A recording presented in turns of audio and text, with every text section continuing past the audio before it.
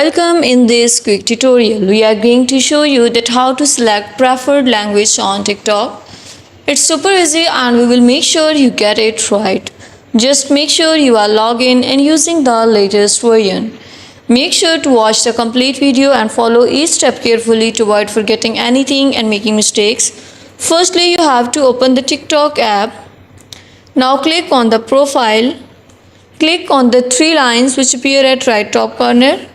Click on settings and privacy. Now click on language.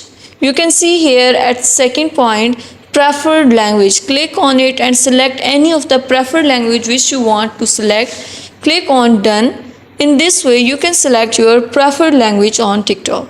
Thank you so much. That was all. Please consider showing your support by commenting, liking, sharing and subscribing to our channel for more valuable content in the future.